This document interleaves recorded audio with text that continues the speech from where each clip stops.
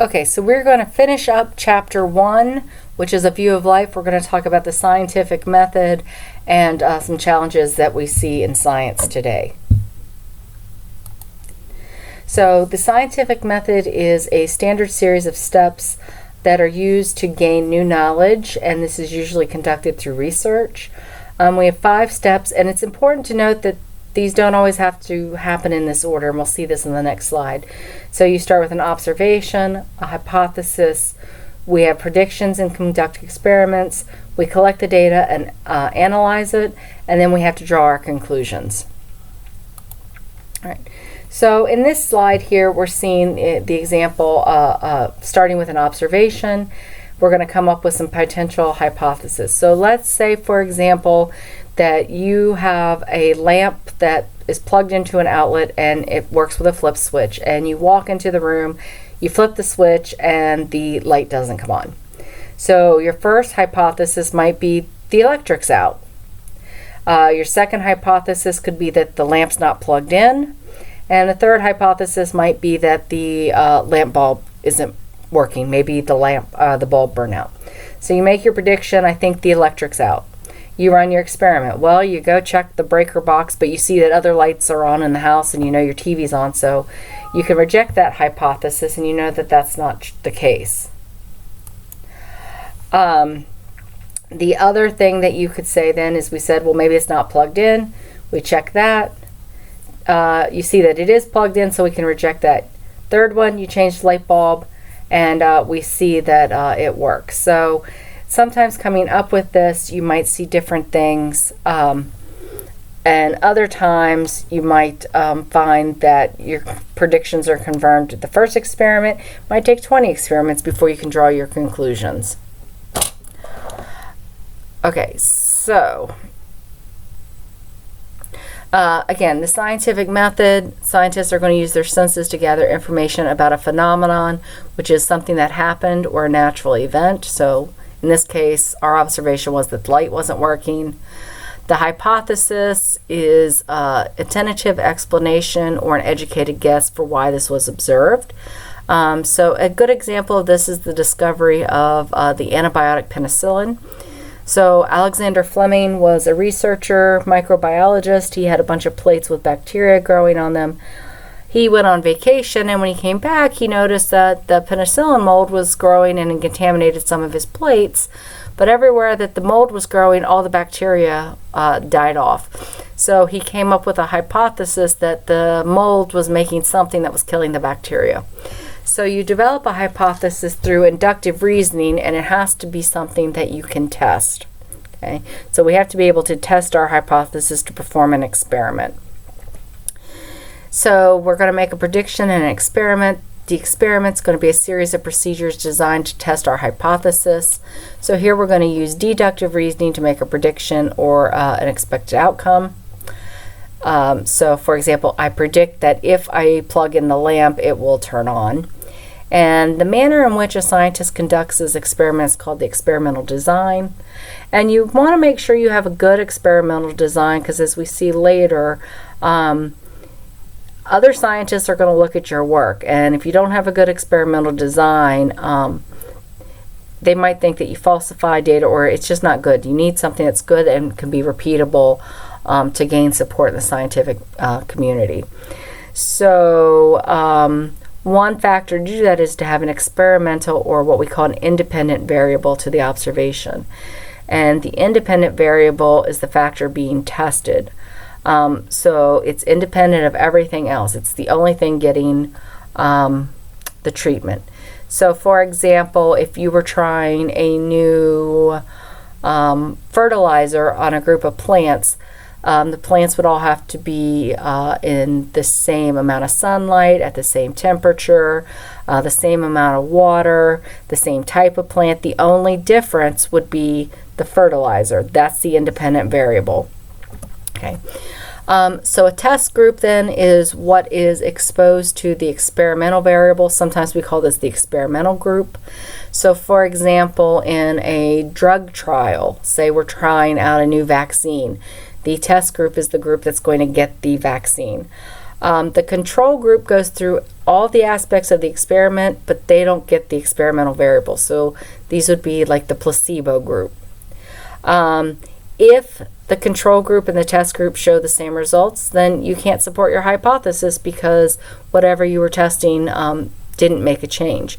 So for example, if you're testing a new fertilizer, your control group might only get water. And if there's no increase in plant size or growth rate or amount of fruit or vegetables that are grown, then you can't support that hypothesis. The data is the results, and again, it needs to be observable and objective. It needs to also be measurable. And typically we're going to show our data with tables and graphs. We usually want to analyze it to show using statistics. You might not think about it, but 1 centimeter growth might be a significant difference. It might not be. We want to measure our amounts of variation and standard error. So how far off is the average is our data?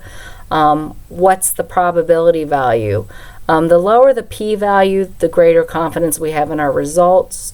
That means that the difference wasn't just due to chance. Okay, so if you've taken statistics, this probably is very familiar to you. If not, you might see this again as we go throughout the course. So here's an example of data analysis. They're doing a chart with a blood cholesterol level. So you can see that the data in week 1, the cholesterol level was, let's say that's about halfway, about 183. The next week it was about 212, then it came down to 200, then it came back down to 175. And you can see that there's a range of data.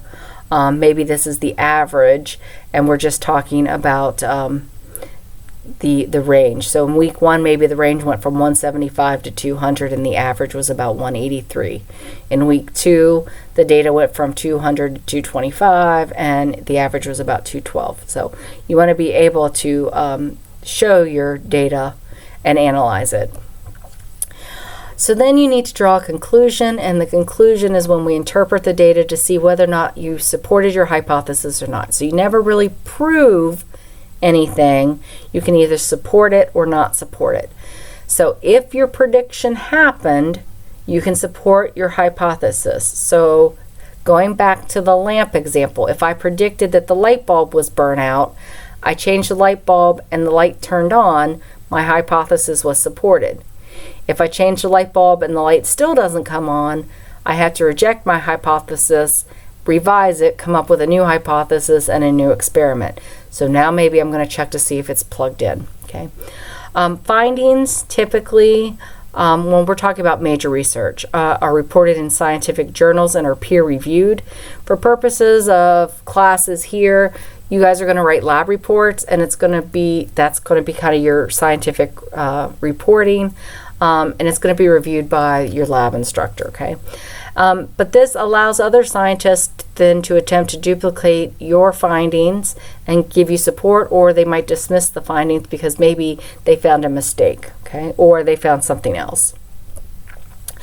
So just some examples of common peer-reviewed magazines that we use in science: Science, Scientific American, New Scientist, Science News, Nature, New England Journal of Medicine, things like that. So Wikipedia is not necessarily good peer review or scientific publication. All right. If the concepts that join together two or more well-supported and related hypotheses are supported by several repeats of observations and experiments and data, we can call it a theory. So after 1,000 experiments, we all kind of come up with the same data. It can be a theory. So like Einstein's theory of relativity. Okay. When you have a scientific principle or a law, we have several theories that we just kind of widely accept. And because there's not really been any series or challenges to the validity, pretty much every time it happens, we get the same results. So Mendel's principle or law of segregation, we know that genes separate when cells undergo mitosis for genetic assortment. So that's a principle. Okay.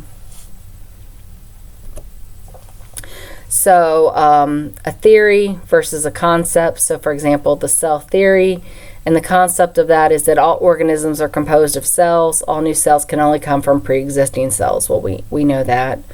Homeostasis is a theory where our internal environment stays relatively constant, that protects our life. And you have the theory of evolution, where the concept behind that is that all living organisms had a common ancestor, but each is adapted to a particular way of life. Okay, those are some basic theories or concepts that we'll see in biology. Right? So again, some basic theories of biology, and to reiterate the scientific method here, the hypothesis, and in this case, antibiotic A is better than antibiotic B is better than antibiotic A. You see that you have the two groups there. You perform the experiment, so control group received a placebo, test group 1 received an antibiotic, test group 2 received antibiotic B. We collect all of our data, and that you could see that, of the percent people who were treated, only 10% of the placebo group got better, 60% got better in group 1, and test group 2, 80% got better. So that might support your hypothesis. So here they talked about it being an ulcer. We talked about the design, as I've just mentioned. So you had two test groups with ulcers. Some were given antibiotic A, some were given antibiotic B. Control group was not given the antibiotic. And then the results, we did an endoscopy. So they stick a little camera down your throat, through your stomach and the small intestine. And then they use statistics to see how much was treated. And on the basis of the data, they were able to support their hypothesis. All right. So we have some challenges as we undergo science. So science is a systematic way that we can acquire knowledge about the natural world. All right. Technology is applying that scientific knowledge specifically to the interest of humans. So examples of technology, the cell phone. So science acquired knowledge about how a circuit works, how radio waves work, okay? But then applying that to the cell phone to use for communications. Drug discoveries. You don't think about it, but if you go back, even making wine and brewing beer, that started 3,000 years ago in Egypt, okay? Finding out that something caused the fermentation of fruits and vegetables to create alcohol in the form of beer or wine, that was a discovery, but then using it to make beer or wine for drink or trade or whatever, that would be a technology. All right. So biodiversity and habitat loss is one of the challenges. So biodiversity is the total number or relative abundance of a species, how variable their genes are, and the ecosystems in which they live. So it's estimated that on Earth, we might have as high as 15 million species, and maybe less than 2 million have been named and identified. But we also have extinction.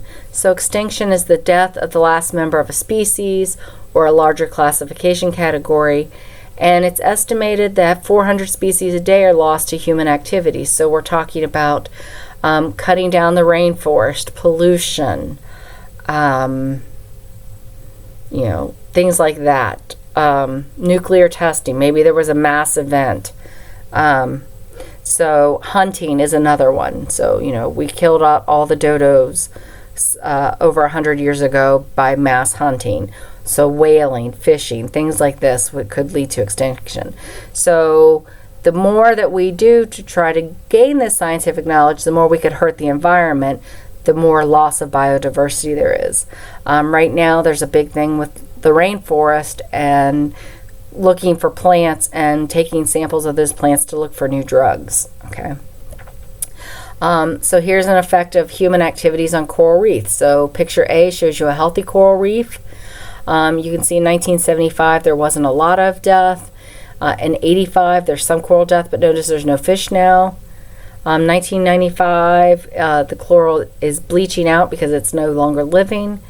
and it's black from sedimentation, and bleaching is still evident. So here, human activities, whether it be fishing, pollution, building, dumping, swimming in the reef, has affected the reef. So again, as I mentioned earlier, like with rainforests, some of our most biologically diverse ecosystems are in danger. The tropical rainforest and coral reef ecosystems are home to many organisms, and both of these are extremely threatened by human activities. The canopy of a tropical rainforest, for example, supports the growth of many rare orchids, a lot of insects, monkeys, and other organisms. Coral reefs provide habitats for jellyfish, sponges, crabs, lobsters, turtles, eels, fish, you name it. Okay. But the destruction of these healthy ecosystems has an unintended consequence. So, for example, we depend on these healthy ecosystems to obtain things like food. So we harvest the plants, we harvest the fish, medicines. Some of the chemicals from the plants in the rainforest are medicines. Some of the poisons or toxins in fish might be used for some things like neurotoxins, maybe to block things like Parkinson's disease. We use raw materials, so cutting down the trees to get the rubber, to make rubber for tires, latex, things like that. Another example of destruction, draining the wetlands of Mississippi and the Ohio River deltas. So by draining these wetlands, it has worsened flooding, because now we don't have the wetlands there to kind of absorb the water, and so now that runoff goes and becomes farmland, and it ruins farmland. And again, by killing the rainforest, we've killed off species, and we've also decreased the availability of lumber, but we've also decreased the amount of plants that are available to make oxygen for us. Another part of challenges that we face are new diseases that have been in the news. So H5N1, H7N9 are very virulent strains of flu, influenza.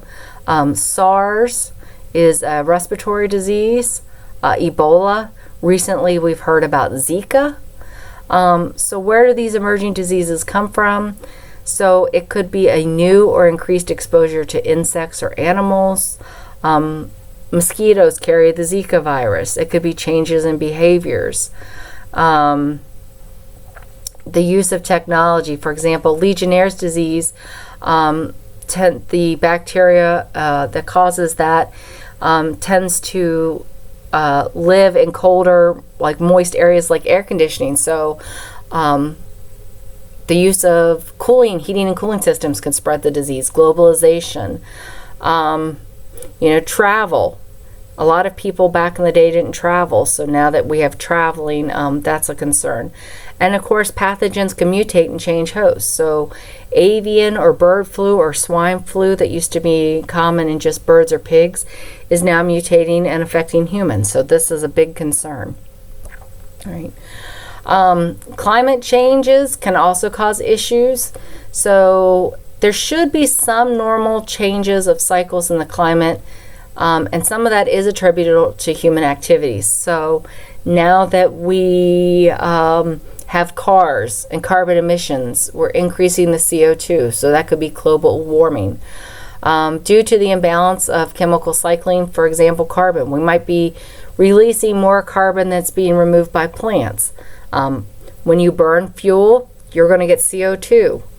When we destroy the forest and replace it with farmland, we're getting rid of plants that can convert that carbon dioxide into carbohydrates and oxygen. So increasing the CO2 is going to cause our temperatures to increase. And again, this is global warming, and this is produced by the greenhouse effect.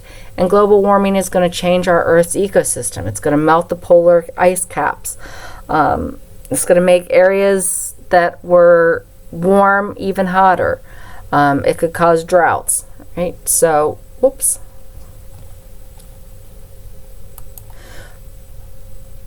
Whoop, we have more issues. So obviously it stopped recording here. So hopefully we're done. Whoop.